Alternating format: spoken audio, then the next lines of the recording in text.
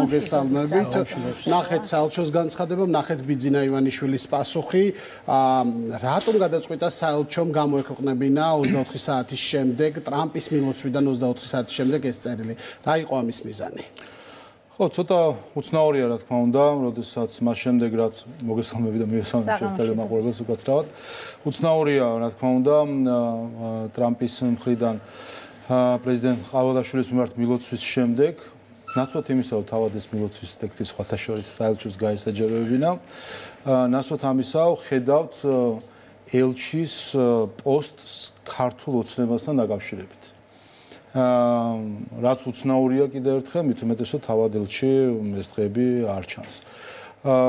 ამიტომ მიჭირს, არ ვიცი, თავად უნდა გააკეთონ ამაზე განმარტება, შინაარსობრივად ითქვა კიდევაც, მათ შორის ბიძინა ივანიშვილმაც განცხადება ამასთან დაკავშირებით გამოაქვეყნა, განმარტვა ყველაფერი, გასაგები არაფერი ახალი არ ხდება. ეს იცის მათ იცოდა მათ შორის წინა ელჩმა და ეს პოზიცია დიდი ხანი არის ცნობილი, მით უმეტეს ახლა, როდესაც ამერიკის შეერთებული შტატების მხრიდან არის სანქციები დაწესებული ბიძინა ივანიშვილის მიმართ.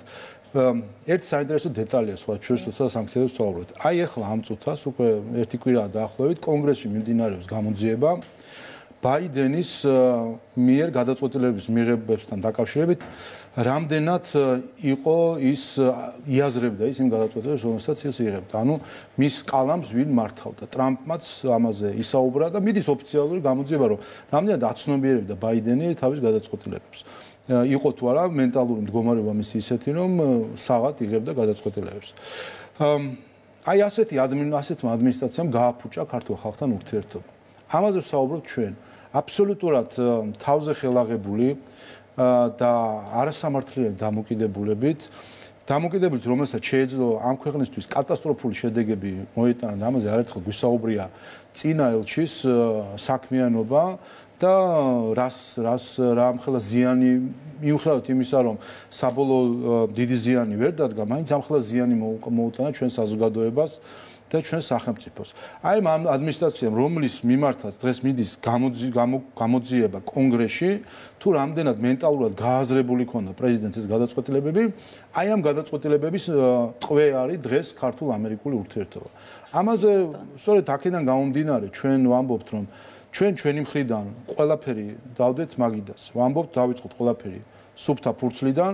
ვიხსენებთ წარსულს და ვამბობთ, რომ ამერიკის შეერთებული შტატების ქართული ოცნების ხელისუფლების მსგავსი პარტნიორი რეგიონში არ ყოლია, გაიხსენონ ავღანეთის ომი, ჩახედონ ციფრებს, ნახონ ნატოს წევრი ქვეყნების უმეტესობა, როცა ემალებოდა ამ ომს, ტყვიებს და დენთის სუნს, მაშინ ქართული ჯარისკაცები წინა ხაზზე იდგნენ. აი ასეთ ხელისუფლებაზე და ასეთ ხალხზე და ასეთ ქვეყანაზე და გააფუჭა პოზიცია და არგუმენტაცია ცნობილია, როგორც თქვენ საღნიშნოთ, ეს არ არის ახალი და ეს უკვე მრავალი თვის განმავლობაში არის საჯარო და გაცხადებული, მაგრამ საელჩოს პოზიცია და თხოვნა არის საინტერესო, ეს განმეორება იმ თხოვნის, რომელიც მანამდე იყო, რასაც პასუხი უკვე გაეცა, რომ გზავნილი უნდა გადასცენ მას და ასევე ეს ფრაზა, რომ თუ რა უნდა გააკეთოს საქართველოს ხელისუფლებამ იმისთვის, რომ დაადასტუროს ურთიერთობების გადატვირთვის სერიოზულობა, მისი განწყობა, რომ ეს ნაბიჯი მართლაც გადაიდგას. რა ნაბიჯებზე არის საუბარი დაახლოებით? წარმოდგენა შეიძლება გქონდეს, ან თქვენ გითხარით, რა შეიძლება იყოს ისეთი,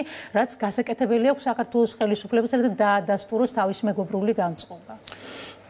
პირველი რომ საქართველოს მოქმედ ხელისუფლებას ბევრჯერ აქვს დამტკიცებული თავის პარტნიორობა ამერიკის შეერთებული შტატების მიმართ. მე ვახსენე ავღანეთის მისია, მათ შორის ავღანეთიდან, როდესაც გამოვიდა ნატოს ჯარი, საქართველოს მარშრუტი დაუთმეთ მათ ამისთვის და ლოჯისტიკურად უზრუნველყავით, რომ სწრაფ ვადებში გამოსულიყო და სხვა ბევრი მათ შორის დღემდე მიმდინარე თანამშრომლობები სხვადასხვა უწყებებს შორის. ეს ყველაფერი ძალიან კარგად იცის ამერიკის შეერთებულმა შტატებმა. რაც შეეხება აი ამ მანტრას, რომ რაღაცაა გასაკეთებელი, აი ეს მანტრად გვესმის ჩვენს. არანაირი კონკრეტიკა არც ერთ ასე ვთქვათ შეხვედრაზე არ ყოფილა, მათ შორის კიდევ ერთხელ ლევან დავითაშვილი ვიცე-პრემიერი ახლახან იმყოფებოდა ამერიკის შეერთებულ შტატებში, ჰქონდა შეხვედრები ყველა ამ შეხვედრების შემდეგაც ეს კომენტარი გაკეთდა, ჩვენ ვიცით, პასუხი იყო. ამიტომ არ ვიცი ეს მანტრას მე მგონი ჯობია რომ პირდაპირ ითქვას მაშინ. ხომ არ არის ამ განცხადების მიზანი ის, რომ ტრამპის მოლსვის შემდეგ რაღაცნაირად გაჩნდა მათ შორის ქართული ოცნების მომხრეებში და არა მხოლოდ ქართული ოცნების მომხრეებში, მოწინააღმდეგეებშიც განცდა, რომ ურთიერთობები მიდის დათბობისკენ და შემდეგ როდესაც გამოქვეყნდა ეს გზავნილი, ხომ არ არის იმის მიმანიშნებელი, რომ არაფერიც არ დაალაგებულა. გუშინდელმა მილოცვამ პრეზიდენტ ტრამპის მხრიდან მე მგონი აჩვენა ის, რომ არის სურვილი, რომ გონივრული მიდგომა იყოს საქართველოს და ქართული ხალხის მიმართ. სამწუხაროა, რომ რაღაცნაირად ასეთი არაკორექტული გზავნილებით ხდება შემდეგ დაჩრდილვა იმ პოზიტიური მოლოდინებისა, რომელიც ჩვენ ზოგადად გვაქვს.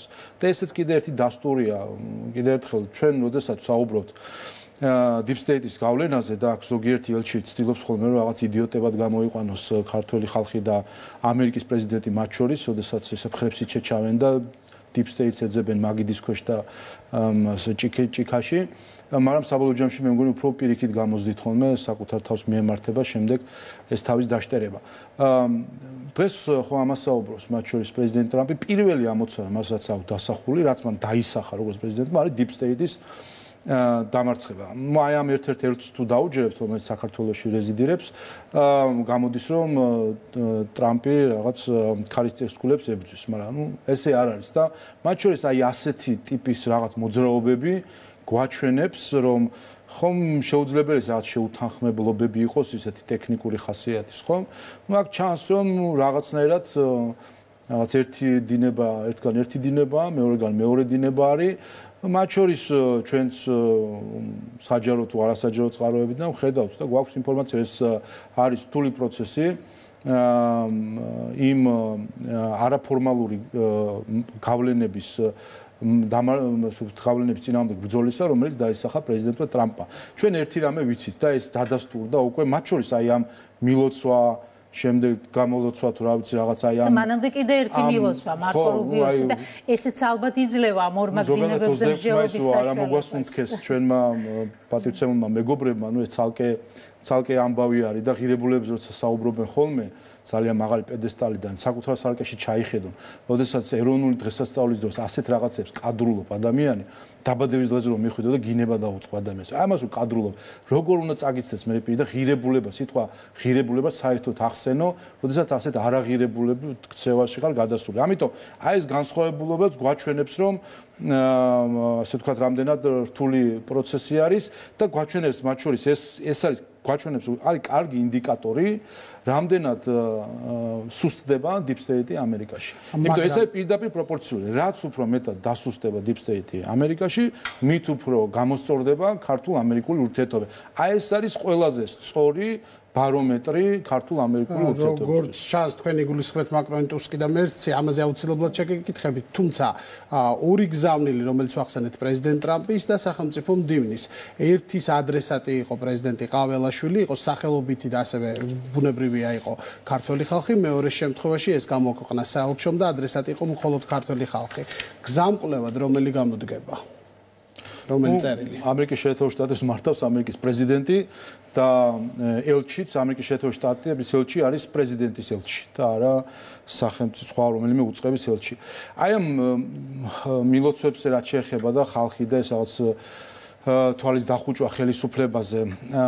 აი მოგიყვანთ ციტატას, ორ ციტატას და ყველა მიმშელოთ. ულოცავ ქართულ ხალხს დამოუკიდებლობის დღეს, ქართულ ხალხს დამოუკიდებლობის დღეს და ასე შემდეგ ედგარ რინკევიჩი, ლატვიის პრეზიდენტი 26 მაისი 2025 წლის. და ეს ნამდვილიმე ციტატა შეგვიძლია ასეთი მოვიყვანოთ, ესტონეთის პრეზიდენტი, არც შვედეთი, ასე შემდეგ. მანამდე სულ რაღაც ორი კვირით ადრე, 9 მაისი 2025 წელი. მნიშვნელოვანი თარიღი არის ქართულ ხალხს უსურვებ მშვიდობას და კეთილდღეობას. ვლადიმერ პუტინი. რუსეთის ხელისუფლება ამას აკეთებს უკვე 2008 წლიდან მოყოლებული თუ არ ვცდები, რომ როდესაც ულოცავს 9 მაისს, ულოცავს ქართულ ხალხს და არსად არ ახსენებს საქართველოს ხელისუფლებას, აიგნორებს, არ იმჩნევს. რატომ? იმიტომ რომ აქვს საკუთარი წარმოსახვითი ხალხი შექმნილი, რომელსაც ის ესაუბრება. ხომ რა დაფიქრდნენ აი ეს ქვეყნები, ევროპული ქვეყნები რას საკეთებენ საერთოდ და საით მიდიან. მე სხვა დროსაც მithქვამს, რომ ნიცშეს გამონათქვამი არის, რომ ოდესაც ურჩხულს ებძვი, იმაზე უნდა იფიქრო, თავად არ იქცე ურჩხულად. და ჩვენ ვაკვირდებით, რომ ზოგიერთი ეს პოლიტიკური ჯგუფი თუ პოლიტიკოსი ძალიან ემსგავსება იმ ურჩხულს, რომელსაც ისინი თავისი თქმით ებრძვიან. როდესაც ეხლაც როცა ხალხს ესაუბრებთ, აი ლატვიის პრეზიდენტი ხალხს ულოცავს, იქ რა ვიცი, ესტონეთის ვის გულისხმობს ქართულ ხალხში? აი ვინ აყავს წარმოდგენილი? წარმოდგენილი ყავს ის ადამიანები, რომლებიც აი რუსთაველზე თქო წეღან იდგა 150 ადამიანი და ასე შემდეგ. ანუ თავისი წარმოსახვითი ხალხი ყავთ, ქართველი ხალხი შექმნეს წარმოსახვითი ქართველი ხალხი, სხვა დანარჩენი ხალხები მათთვის არ ვარსებობთ. არ ვიცი რაღაც რეზერვაციაში ვიმყოფებით თუ რა ვართ არ ვიცი. ანუ არის წარმოსახვითი ხალხი, ვისაც ისინი ხედავენ 150, 200, 3000, 10000 იყოს კი ბატონო. აი ეს არის მათთვის ხალხი. ვინ არის მხარდაჭერა? ახლა სხვანაირად შეხედეთ, ვინ არის ეს ხალხი? ვინ არის 150? აი 26-ში 3000 ადამიანზე მეტი რო ვერ გამოვიდა. ვინ არის ეს 3000 ადამიანი? აქედან ხო ყველა, აბსოლუტურად ყველა არის რადიკალური ოპოზიციის ამომრჩეველი. ამოშგულისმო. ხო, ანუ რა უნდა თქვა, რომ მათთვის ქართველი ხალხი არის მხოლოდ ნაცმოძრაობის და მისი გარემოთვის ამომრჩეველი. ეს არის მათთვის ქართველი ხალხი. სინამდვილეში ხო ამას აკეთებდნენ 2012 წლამდე, როდესაც ნაციონალურ მოძრაობას უმაგრებდნენ ზურგს და ამას აკეთებენ ხო სინამდვილეში 2012 წლის შემდეგ ეს ჯგუფები, როდესაც მათთვის და ეს ხალხი გველაპარაკება ჩვენ ღირებულებას და პლურალიზმზე გველაპარაკება, როდესაც ამ ქვეყნის ელჩებს ან მინისტრებს შეუძლია თქვან, რომ ასეც შეუძლია გაიგოს ხალხმა, რომ ეს არის ზოგადად მთლიანად ხალხისთვის მილოცვა და არა ხელისუფლებისთვის. არა, ისინი ამოვე ქართული ხალხის ბრძოლა, ქუჩა, ასე შემდეგ. ანუ გულისხმობენ კონკრეტულად ამ ჯგუფს ადამიანებისა, რომლებიც პარლამენტს წვავდნენ, აი ეს არის მათთვის ქართველი ხალხი, რომელზეც პოლიციას ხედველობა დაუზიანეს, ეს არის მათთვის ქართველი ხალხი. აი ამ ყველაფერს ვუხედავთ. ეს ამაში რა იცით, სინამდვილეში ეს დიდი ხანია ხელის გულზე დევს. გრიგორიადის საქმე მოლოტოვის კოქტეილის საკითხი, რომელსაც ევროკავშირი აფინანსებდა კამპანიას მოლოტოვის კოქტეილის ხელშეწყობის. აი ის ხო უკვე იყო თუ წითელი ასე ვთქვათ ნიშანი და ინდიკატორი არა, ყვითელი მაინც ხო იყო ჩვენთვის, რომ გვენახა რომ აქ არის ღირებულებით სინამდვილეში ეს საჩვენებს, რომ არის ღირებულებითი კრიზისი ზოგიერთ ევროპულ ხელისუფლებაში თუ პოლიტიკურ ჯგუფში. და სინამდვილეში ეს არის, როცა გვესაუბრებიან ევროპულ ღირებულებას, თქვენ დააკვირდით ერთ რამეს. არასდროს კონკრეტულად არაფერს არ ამბობენ. ასე ამბობენ ევროპული ღირებულებები, რაღაც ლოცვასავი წარმოთქვავენ და რა ღირებულებას გულისხმობენ? ანუ მოლოტოვის კოქტეილია ღირებულება? მონაზახილი არის ღირებულება, ეს არის მათი წარმოდგენი და ამიტომ როცა ესეც არის მნიშვნელოვანი, როცა ისინი ამბობენ ქართულ ხალხს, ისინი მათ შორის თავის ტექსტშივე გულისხმობენ მხოლოდ იმ ადამიანებს, რომლებიც გამოდიან ქუჩაში, აი ამ 200, 3000 მიამატონ რამდენიც უნდა აი ამდენ ადამიანს გულისხმობენ მხოლოდ სხვა დანარჩენი ქართველი ხალხი მათთვის არ ვარსებობთ. და ზოგიერთს რო კითხო, შეიძლება საერთოდ აქედან რაღაც აუცი მე პოლიტიკურ მაშინ მოგვაქციონ რაღაც შემოგვიფარგლონ და ხმის უფლებად ჩამოგვართვან სულ ყველას, იმიტომ რომ მათ მოსაწონ არჩევანს ქართველი ხალხი არ აკეთებს. ამიტომ რა თქმა უნდა ეს სამარცხვინოა, როდესაც უცხოელი ქმნის კონცეფციას წარმოსახვითი ქართველი ხალხისა და მას აკომპლექტებს აი ესე როგორც რაღაც საკუთარი კოლექცია რო აკომპლექტებს მხოლოდ იმ ქართველი ხალხებით, რომელიც მისი გემოვნებაში შედის და დაახლოებით 3000 პრემიერმა სწორედ თქვა, რომ 3000 ქართველი ხალხი, ასე ვთქვათ, შექმნა, აქვს გარკვეული ჯგუფი შექმნილი და ესე მასე საუბრება. დანარჩენი 3 მილიონი და ასე შემდეგ არ ვარსებობს საერთოდ როგორც ადამიანი. ალბათ ანალოგიური მიდგომა და პასუხი გექნებათ კითხვაზე, რომელიც ეხება ეგრეთ წოდებული ვაიმარის სამკუთხედის ქვეყნების სახელით ცნობილი ლიდერების განცხადებას, მილოცვის რა გითხრათ, მაგრამ იყო დაგმობა ხელისუფლების მოქმედებების და მთელი პაკეტი რა უნდა გააკეთოს საქართველოს ხელისუფლებამ იმისთვის, რომ აღადგინოს ურთიერთობა დაწყებული კანონების სრულებით დასრულებული, როგორც ამბობენ, ძალადობაზე პასუხისმგებელი პირების დასჯით. ხო, ფორმატს მნიშვნელოვანია ალბათ ამ განცხადების და რა თქმა უნდა შინაარსიც როგორ აფასებთ. და დრო რაც მთავარია. კიდევ ერთხელ დაბადების დღეზე რომ მიხვიდე და აგინო ადამიანს. ნუ ეს ღირებულება კი არა, კულტურაში საერთოდ ეწერება რამეში. ამიტომ არ ვიცი ეს თუ ევროპული ღირებულება არის. მაშინ მათი გაგებით, მათეული ევროკავშირული ღირებულება არის.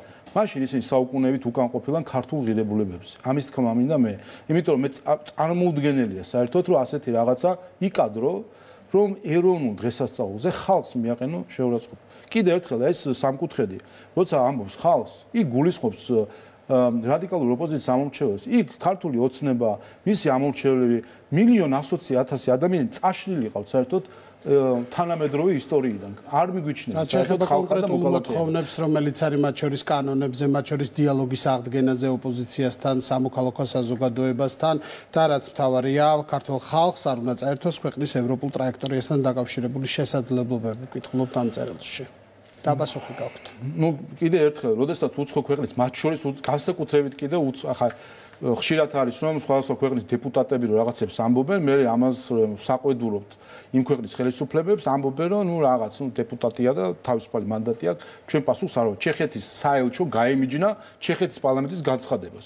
ჩვენ პარლამენტს არ წარმოადგენთ, მთავრობას წარმოადგენთ, არ ვიცი რა წარმოადგენთ საკუთარი ქვეყნის მოწყობაზე, მაგრამ აქაც როდესაც მაგრამ ამას როცა აკეთებენ სახელმწიფოს მეთაურები და ხელისუფლების მთავრობის ხელმძღვანელები, რომ ასე ვთქვათ, თავის თავზე იღებენ სხვა ხალხის სახელის საუბრით.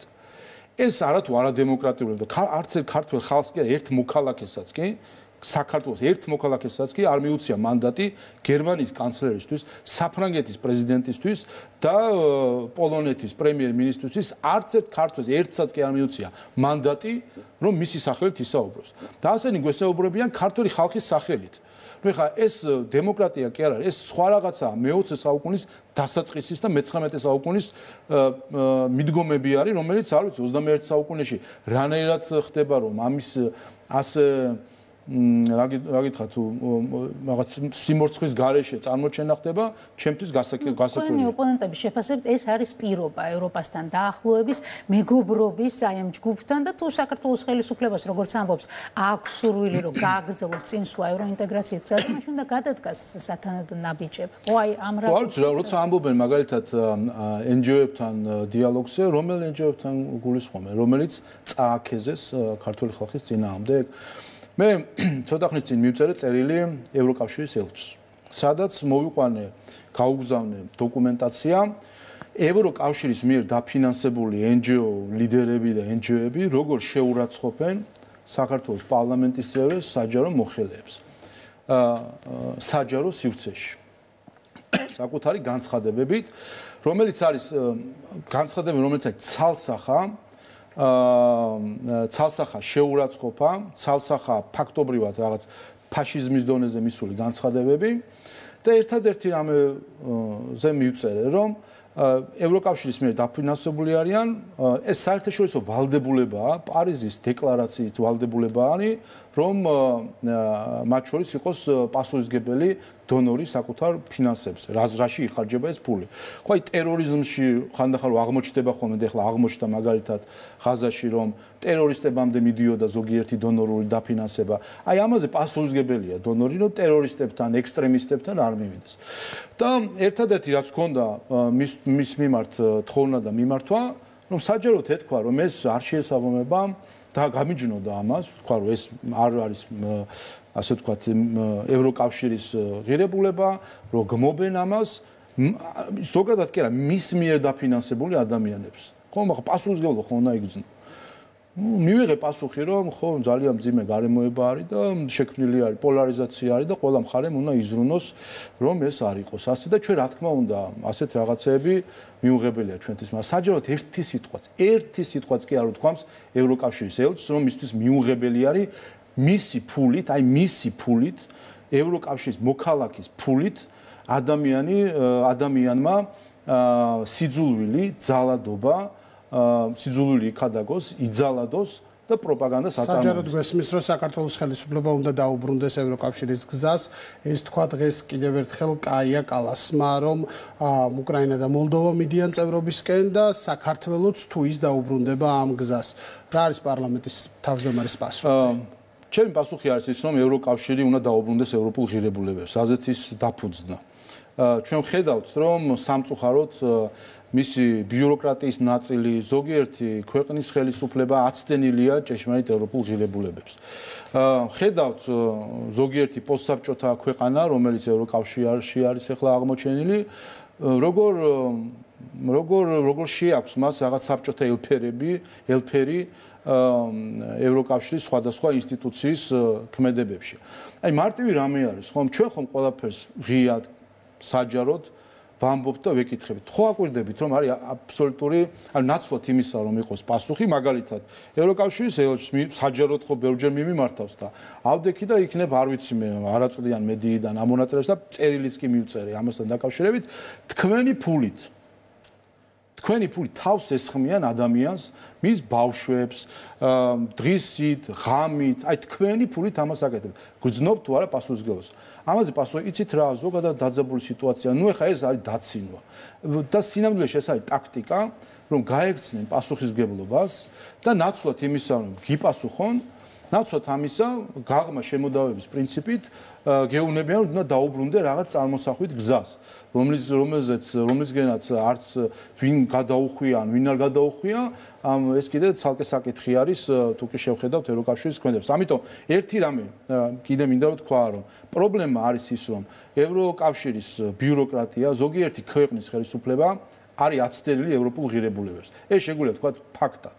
იმიტომ ევროპული ღირებულება ნამდვილად არ არის ძალადობაში ფულის გადახდა. ევროპული ღირებულება ნამდვილად არ არის, არ ვიცი, ყველანაირ ენციკლოპედიაში ჩავხედე და ვერ ამოვიკითხე, რომ სიძულვილის წახალისება და დაფინანსება სიძულვილის არის ევროპული ღირებულება. და დღეს ევროკავშირის სხვადასხვა წყაროებით აფინანსებს საქართველოში სიძულვილს, ძალადობას, პროპაგანდას. ამის ფაქტები გაუგზავნე მე ევროკავშირის ელჩს, თუ უნდა ფაქტებით მიპასუხოს, რომ აი ის რაც მე გაუგზავნე, არ არის ან სიძულვილი არ არის, ან ძალადობის წაქეზება არ არის, ის რაც მე გაუგზავნე და თუ უნდა 50 იმდეს გაუგზავნე, კიდე უბრალოდ დავინდე მე და დიდი პაკეტი არ გავაგზავნე ტექსტებს. რადგან ელჩებზე ვსაუბრობთ, საინტერესო არის გერმანიის ელჩის შემთხვევა, როდესაც მოხდა ინციდენტი, სიტყვიერი შეურაცხყოფა ბათუმში და ახლა როგორც ვიცით, გერმანიის საგარეო საქმეთა სამინისტროდან მოვიდა ნოტა, სადაც სისხლის სამართლებრივ შემთხვევად არის შეფასებული ეს შეურაცხყოფა. ხო, აი რას ფიქრობთ ამ кейსზე? ხო, ну ზოგადად, რა თქმა უნდა, რაც შეეხება თავად ვერბალურ შეურაცხყოფას, რომელიც როგორც ჩანს, მას მიაყენეს, ეს ჩვენ კადრები არ გვინახავს, მაგრამ მანაც განაცხადა და იმ ადამიანმა, ვინც მიაყენა, მანაც განაცხადა, ასე ვთქვათ, რომ მქონდა ამ ფაქტს ადგილი. ვერბალურად შეაწუხა როგორც ჩანს ის და რა თქმა უნდა, ეს არის მიუღებელი და დასაგმობი ქმედება, ვინაიდან ეს არის სწორედ ის, რასაც ჩვენ ვჩივით და ვწუხვართ, რომ მათ შორის უცხოური დაფინანსებით ხდება საქართველოში სიძულვილის წაქეზება. მათ შორის გერმანიის ბიუჯეტიდანაც ფინანსდება სიძულვილის გამჩაღებელი ხალხი. ამიტომ რა თქმა უნდა არის აბსოლუტურად მიუღებელი. მეორე მხრივ, ეხლა როგორ არ გინდა რომ არ დაინახო ამაში აბსოლუტური ფარისევლობა, როდესაც ადამიანი ჩავიდა ბათუმში იმისთვის რომ გამოსარჩლებოდა პოლიციელზე ფიზიკურად თავდასხმელ ადამიანს და ეთქვა რომ პოლიციელზე ფიზიკურად თავდასხმელი არ უნდა დაისაჯოს მას ასე არ ვთქვა შეგეწინააღმდეგებით. მან თქვა რომ სასჯელის პროპორციულობა შესაძლოა ექვემდებარებოდეს გადახედვას. ხო, თავისუფლება მზიას ამ პლაკატის ფონზე იჯდა ის და ჩაწერა 1 საათიანი ინტერვიუ და მე მგონი თავისუფლება გულისხმობს მხოლოდ ერთ რამეს რომ არ უნდა დაისაჯოს თავისუფლება. ხო და ამის თქმა მინდა რომ ანუ ამბობს რომ არ უნდა დაისაჯოს უნდა გათავისუფლდეს უყველა ასე შემდეგ. სუბუქად შეიძლება დაისაჯოსო ასე. და მეორე მხრივ თავად მას მის მიმართ არათუ ფიზიკური იყო ვერბალურად შეაწუხა ვიღა არ ვიცით ისიც არ ვიცით რა ფორმით იყო ასე თქვა რა ლექსიკით მაგრამ ფაქტია რომ იყო ეს და ამაზე ითხოვს სისხლის სამართლებრივ დევნას ადამიანის მაშინ როდესაც პარლამენტის წევრებზე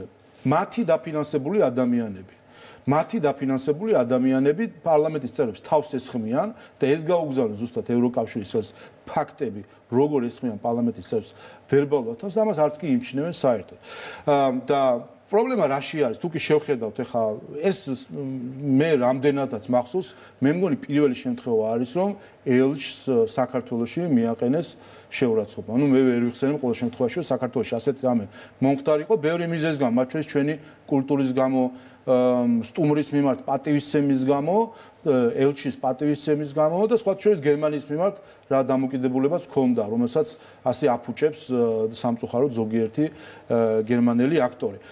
მაგრამ საქმე რაში არის, იცით, რომ ელჩებს ამას ვეუბნებოდი სხვათა შორის მე NGO-ებთან დაკავშირებით ელჩებს და დონორებს, რომ როდესაც საუბარი იყო იმაზე, რომ აი NGO-ებზე მიდის ვერბალური თავდასხმა, კრიტიკას და თავდასხმას ვარ სხვა რამეა, მათ ვეუბნებოდი, რომ იცით რა, არის პოლიტიკური სივრცე ქართული, რომელსაც აქვს თავისი წესები. მათ შორის და არა მხოლოდ საქართველოშია, რომ გარკვეული, ასე ვთქვათ, სიხისტე აქვს ამ პოლიტიკურ ბატალიებს. NGO-ების უპირატესობა წესით ის უნდა იყოს, რომ ისინი როგორც ნეიტრალურები ამ სივრცეში არ არიან, განყენებული არიან და აქედან გამომდინარე ამ ვერბალური რაღაც სიხისტისა და ბატალიებსგან დაცული არიან. როგორც კი ისინი შემოაბიჯებენ პოლიტიკის წრეში, ისინი ავტომატურად საკუთარი ნებით ექცევიან აი ამ წესებში, პოლიტიკური დებატის თუ ბატალიის თუ სიხისტის თუ ხანდახან სიუხეშის წესებში, რომელიც შეიძლება არავის არ მოსწონს, მაგრამ ასე არის. სამწუხაროდ, ბოლო პერიოდში ელჩებმა და ეს არ დამიჯერეს და ის NGO-ები პირდაპირ შემოყარეს პოლიტიკაში და ნახეს რაც მიიღეს საბოლოო ჯამში აქედან. სამწუხაროდ, ახლა უფრო შორს წავიდნენ და როცა ელჩი თვითონ აბიჯებს პოლიტიკაში, პრობლემა რაშია? შემდეგ უკვე მოქალაქისთვის იმისი აღქმა, გარჩევადობა უკვე რთული არის ეს ელჩი თუ კი ის დგას იგივე პლატფორმაზე, სადაც დგას ანუ უკვე რა პლატფორმაზე დგას რადიკალური ოპოზიცია, თუ კი ელჩი მეძახის მე მონას, თუ კი ელჩი ამბობს რომ არ უნდა დაისაჯოს დამნაშავე, მაშინ მოქალაქისთვისაც ის უკვე უყურებს არ როგორც ელჩს, არამედ უყურებს როგორც რიგით პოლიტიკოს, ქართველ რადიკალურ პოლიტიკოს, რომლის მიმართაც რაღაც ასეთ რეაქციები შეიძლება იყოს და ეს თუილად არ ვახსენე. მე ეს გამოვაქვეყნე კიდევაც. აი ეს ორი სურათი. და როდესაც საუბრობთ მათ შორის ვენის კონვენციაზე. პირველი გახლავთ ინტერვიუ, სადაც გერმანიის ელჩი ბანერის ფონზე თავისუფლება მზიას მისცა ინტერვიუ. ეს გახლავთ ვენის კონვენციის 51 მუხლის პირველი პუნქტის პირდაპირ დარღვევა. ეს არის ჩარევა ადგილსამყოფელი ქვეყნის მართლმსაჯულებაში დიპლომატის მხრიდან. ეს არის პირდაპირ დარღვევა ვენის კონვენციის. მეორე სურათი, სადაც ის ასევე ბანერით რაღაც სიგნალებს გვიგზავნის, როგორც ჩანს, სადაც წერია მონა.